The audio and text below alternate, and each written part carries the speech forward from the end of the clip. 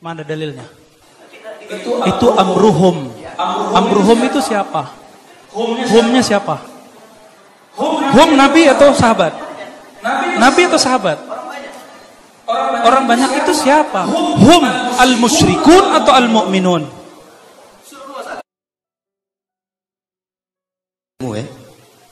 Curhat beliau panjang. Dari mana muncul istilah demokrasi di Indonesia?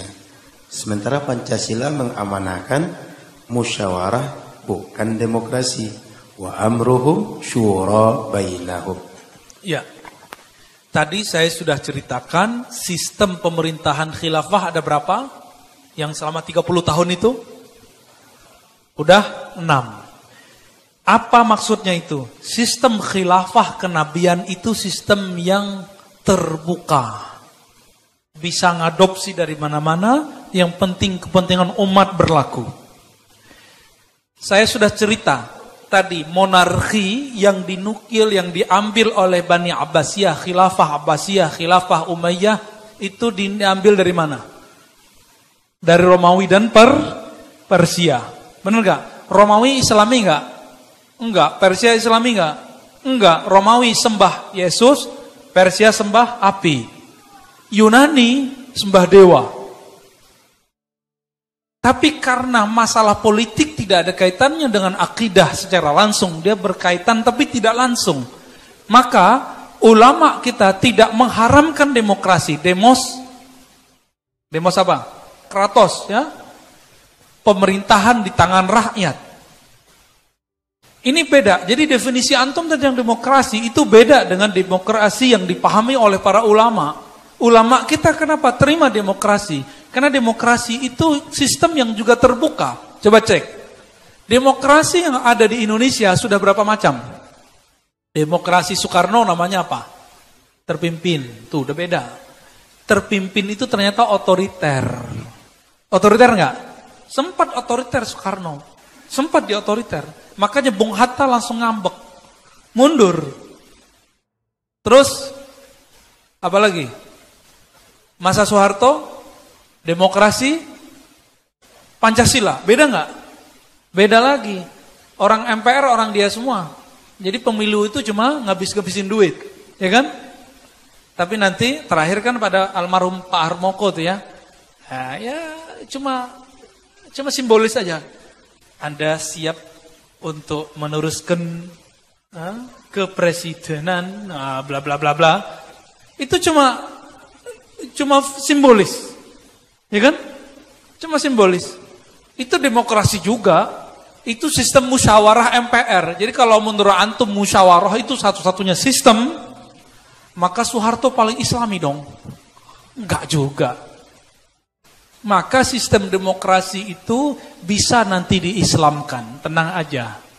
Ya, nanti akan muncul sistem demokrasi Mahdi. Insya Allah. Bank aja bisa diislamikan kok, masa demokrasi enggak. Ya, jadi jangan terobsesi, terpengaruh, terjebak dengan demokrasi dari barat. Barat itu dulu Yunani enggak masuk. Kita sekarang kalau sebut filsafat barat enggak masuk Yunani. Belajar sejarah dulu deh. Ya. Filsafat barat bukan filsafat Yunani. Sekarang dibedakan. Filsafat Yunani itu diterjemahkan semua ke bahasa Arab. Maka orang kalau mau belajar filsafat Yunani wajib belajar bahasa Arab. Baru ngerti kitab Plato judulnya Republik. Jadi kata Republik yang di bawahnya nanti ada demokrasi. Itu yang pertama kali mengadopsinya adalah Bani Abbasiyah. Ya. Tafadhal. Selamat. Ya.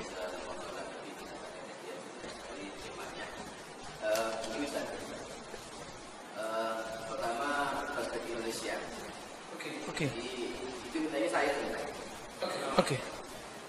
Yaitu dari mana demokrasi? Sementara Pancasila mengamanahkan adalah kerakyatan. Itu dipimpin oleh hikmah, permusyawaratan perwakilan. Itu kalimat ulama. Rakyat itu ra'iyah. Bahasa Rasulullah, kullukum ra'in, mas'ulun an ra'iyah. Pemimpin itu ra'in. Dia harus dipimpin. Siapa pemimpin itu? Ini yang nggak ketemu. Dalam Pancasila itu pemimpin itu yang layak pemimpin itu yang diamanahkan Rasulullah seperti sosoknya Rasulullah itu hakim. Karena itu mesti oleh hikmah. Oke, langsung aja. Waktu kita pendek. Jadi yang belum ketemu kita itu sebenarnya kita selalu ini yang menjadi permasalahan adalah kita melenceng dari asas. Seperti Allah perintahkan amrun syura bainahum, musyawarah bukan demokrasi. Saya mau tanya ke antum, sistem perintah Nabi apa? Musyawarah ya. Serius? Mana dalilnya? Itu amruhum. Amruhum itu siapa? Humnya siapa? Hum Nabi atau sahabat? Nabi atau sahabat? Orang banyak itu siapa? Hum al-musyrikun atau al-mu'minun? Tidak bisa begitu. Amruhum seluruhnya. Berarti kalau ada laisa alaihi amruna, semuanya. Dalam konteks ayat ini, wa amruhum syura bainahum, atas masalah yang muncul untuk menyelesaikan masalahnya adalah syura bainahum, musyawarah. Itu persoalan apa? Apakah di zaman Nabi turun sudah ada monarki, sudah ada demokrasi? Saya mau tanya. Oke, antum tanya demokrasi. Kita jawab. Ketika ayat itu turun, demokrasi sudah dipakai belum? Berarti ayat-ayat tadi tidak ada kaitan sama demokrasi. Demokrasi bukan sistem syura. Maka yang disebut di Pancasila juga bukan sistem demokrasi. Itu sistem terbuka. Karena ayat itu turun, tidak ada monarki, tidak ada demokrasi. Itu persoalan apa? Amruhum syura bainahum. Itu persoalan apa? Persoalan siasah kah, muamalah kah? Tapi kalau persoalan ibadah tidak ada syura. Tidak ada syura. Jadi tidak semua masalah. Antum tadi mengatakan semua masalah. Kita sekarang, kalau antum maksud syura yang mana? Khilafah Turki Utsmani, Khilafah Bani Abbasiyah, Khilafah Bani Umayyah. Bahkan Umar pun apakah pakai sistem syura? Itu pertanyaannya. Dan kalaupun syura, Utsman, Umar, itu syuranya di bagian apa? Bukan semua masalah. Jadi kita itu sering terjebak dengan istilah-istilah. Sering terjebak. Kita pakai ayat-ayat yang tidak berkaitan. Itu ayat antum pakai untuk Pancasila, itu cocok logi namanya. Coba cek syarah penjelasan Pancasila, apakah mereka nyebutin ayat itu? Enggak. Itu belum tentu dari ulama. Belum tentu dari ulama. Kalimat itu. Bisa juga dari ulama, karena penjelasannya belum ada. Oleh karena itu, sebagian kawan-kawan kita memutuskan, kalau begitu, kita masuk ke sistem. Tapi ternyata mereka terjebak juga dengan sistem. Itu problemnya. Jadi kalau antum bilang, yang sesuai dengan Rasulullah, yang sesuai Rasulullah itu Nabi udah kabarkan bahwa itu tidak akan ada kecuali Imam Mahdi. Maka jangan pernah lagi berharap tinggi kepada sistem-sistem pemerintahan yang ada sekarang sampai Imam Mahdi itu turun. Gak bisa pakai selebaran untuk menkhilafahkan orang. Tiba-tiba nanti semua orang udah sepakat kita pilih Imam Mahdi. Gak bisa begitu. Kita pilih satu khalifah. Itu ngayalnya Syekh Taqiyuddin Nabhani. Kan udah dikritik banyak ulama. Tapi kita tidak mengkritik akidahnya. Saya belum ketemu yang aneh dari akidah Syekh Taqiyuddin. Meskipun kawan-kawan kita mengatakan iya. Tapi dalam politik kita bisa beda kok. Gitu. Ceklah ya dalam tafsir Tobari. Amruhum syura bainahum itu amruhum yang mana? Dan tafsir bil ma'thur. Kira-kira begitu ya. Taib. Tafadhal.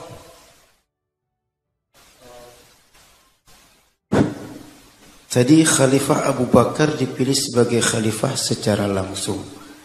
Namun Abu Bakar itu sudah dipilih oleh Nabi sebelum beliau wafat. Para sahabat menganggap Abu Bakar merupakan pilihan Nabi untuk menggantikannya sebagai khalifah. Karena ketika Nabi sakit parah dan tidak bisa jadi imam salat, beliau meminta Abu Bakar yang menjadi imam. Mohon penjelasan Ustaz tentang hal ini. Iya. Kembali aja ke kitab Al-Ghiyasi karya Imam Al-Juwaini, karya Imam siapa? Al-Juwaini, guru Imam Ghazali. Kata Imam Al-Juwaini, jika dalam persoalan ibadah ikhtilaf itu biasa, apalagi dalam persoalan siyasah. Fikih ibadah kita bisa beda nggak? Ya, saya sama antum itu udah beda cara sholatnya kadang-kadang ya. Ada yang tangannya ditahan dulu waktu bangkit dari sujud, ada yang enggak. Ya bener nggak? Serius? Bener ya? Itu ikhtilaf dalam ibadah. Ada yang kunut, ada yang enggak kunut, ada yang jahar basmalah, ada yang enggak. Itu ikhtilaf dalam ibadah, itu diterima. Apalagi kata beliau, ikhtilaf dalam siyasah. Bagaimana dengan Abu Bakar As-Siddiq? Abu Bakar As-Siddiq ini diperdebatkan. Saya mau tanya, kalau ada imam fi shalah, apakah dia paling berhak jadi pemimpin, jadi gubernur, jadi raja, jadi presiden? Paling berhak gak?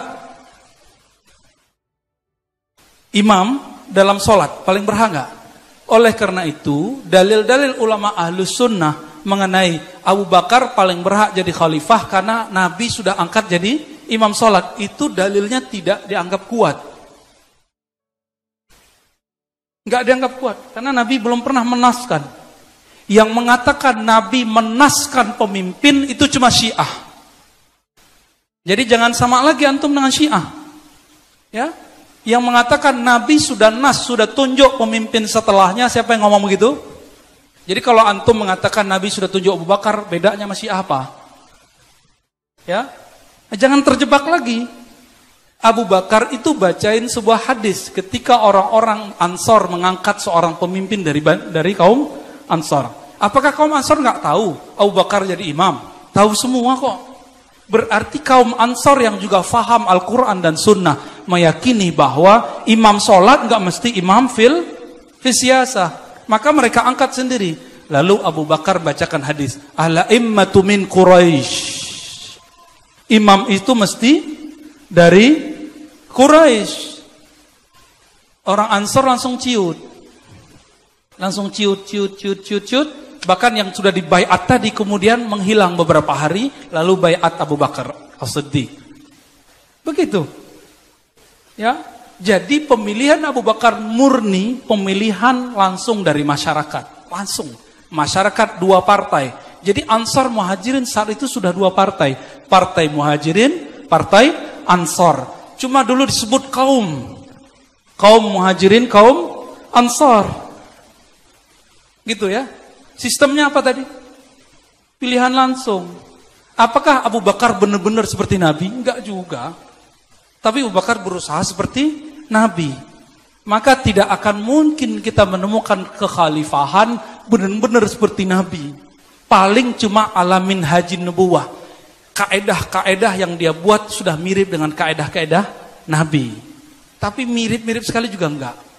Makanya Umar pun protes kepada Abu Bakar. Ketika Abu Bakar mengirim Khalid Al-Walid membakar orang-orang murtad. Dianggap keluar dari minhaj nubuwah. Debat mereka. Ketika Umar naik, Khalid bin Walid langsung dipecat. Artinya mereka juga beda. Baru Umar yang buat sistem syuro, perwakilan lagi. Apa tadi kalimatnya di Pancasila? Kerakyatan. Saya kalau masuk ASN kayaknya nggak lolos, nggak hafal Pancasila soalnya. Karena bertahun-tahun mengatakan Pancasila itu tauhid. Saya lebih dari 10 tahun mengatakan itu. Pancasila itu tauhid. Waktu sekolah saya nggak pernah hormat kecuali waktu sanawiyah. Waktu SD.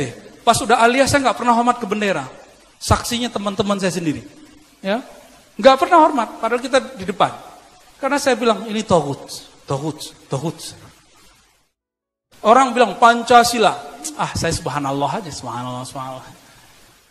Karena nggak ngerti sejarahnya. Sampai kemudian saya benci kepada Soekarno dan Hatta. Karena dianggap pengkhianat piagam Jakarta. Nah ini jadi curhat lah ini. Ya. Lalu sampai ketemu buku Prof. Dr. Endang. Ya, Endang ini anak Isa Al-Ansori apa Saifuddin Ansori ya, saya lupa. Itu anak dari pejuang. Yang dia kemudian ceritakan proses piagam Jakarta yang sebenarnya, dan lalu kemudian saya terjemahkan ke bahasa Arab. Itu masuk dulu ke Kementerian Agama ya, tahun-tahun 2010. Itu saya timnya, dan saya nerjemahin dari awal sampai akhir. Tapi ketua timnya yang dapat nama saya udah nggak ada di situ. Ya, jahat juga mereka itu ya. Jadi itu terjemahan saya itu. Ya. Tapi waktu itu terjemahannya masih jelek, jadi syukurlah nama saya nggak masuk. Saat itu saya kemudian berpikir, ya Allah, ternyata Soekarno tidak seperti yang kita bayangkan. Soekarno ketika dekret presiden menyatakan Pancasila dimaknai dengan piagam Jakarta, kembali kepada syariat Islam. Sudah kembali, sudah. Semenjak saat itu saya tobat berhari-hari karena sudah menghujat Soekarno bertahun-tahun. Gak tahu Allah ampuni atau tidak, ya. Jadi ini jangan terlalu inilah, ya. Jangan terlalu putus asa lah. Kita masih sedang berjuang kok, ya. Masih sedang berjuang. Gitu teman-teman semua. Afwan ya kalau Ani suaranya meninggi, karena antum nanyanya meninggi juga. Ya. Apakah demokrasi itu tidak akan membuat umat Islam terpecah-pecah? Karena demokrasi partai. Masalah pecah-pecah itu bukan demokrasi, tapi Nabi berdoa. Ketika Nabi berdoa, ya Rob, jangan buat umatku mati kelaparan. Amin. Yang kedua, ya Allah, jangan buat umatku mati tenggelam. Amin. Tapi ketiga, ya Allah, jangan pecah belahkan umatku. Nggak ada aminnya, kata Jibril. Jadi betul-betul sudah diprediksi oleh Nabi. Coba antum lihat. Ketika Muhajirin Ansor pecah, itu karena demokrasi? Demokrasi enggak? Jawab dong. Waktu itu sudah ada demokrasi belum di kalangan sahabat? Belum. Waktu Aisyah perang sama Ali sama Muawiyah sudah ada demokrasi belum? Jangan cari kambing hitam. Itu enggak dewasa namanya, enggak ilmiah. Ilmiah tuh lihat sejarahnya. Tapi memang Rasulullah sudah bilang, "May ya'ish minkum min ba'di fasayara ikhtilafan katsira." Siapapun yang hidup setelahku, walaupun 1 hari setelahku, akan melihat perbedaan ikhtilaf yang luar biasa. Kita aja beda pemikiran kok. Saya aja fikihnya beda Ustaz Alnaf kok. Tapi kita biasa-biasa aja tuh ya, ya ketemu cipika-cipiki, salam-salaman. Kita sama-sama tahu, sama-sama mengerti perbedaan. Jadi ternyata perbedaan itu akan jadi musibah kalau kita tidak mau mengerti perbedaan orang itu. Kalau sudah sama-sama mengerti, ya kita baik-baik lagi. Orang dalam fikih, ibadah aja bisa beda. Masa antum dalam siasah kemudian main hujat-hujatan? Ya, janganlah. Malu kepada Allah, malu kepada Rasulullah. Dan Nabi SAW sudah memberitahu begitu. Kalau tidak terjadi, berarti Nabi bohong dong. Bukan, Nabi gak pernah bilang. Nabi gak pernah bohong pastinya. Ya. Kalau Nabi bilang, kalian akan terpecah belah karena demokrasi. Ada gak hadisnya? Gak ada. Gak ada. Jadi teman-teman semua, mau itu demokrasi, ya, demotari, itu semua bisa bikin khilafiyah. Ya. Bisa bikin semua orang pecah belah. Orang ngomong Sayyidina aja di masjid sebelah pecah udah ya. Orang ngomong kunutnya bisa sebelah pecah. Apalagi ngomong khilafah. Bisa pecah kita. Bisa main teriak-teriakan Allahu Akbar kita nanti ya. Khalas. Baik.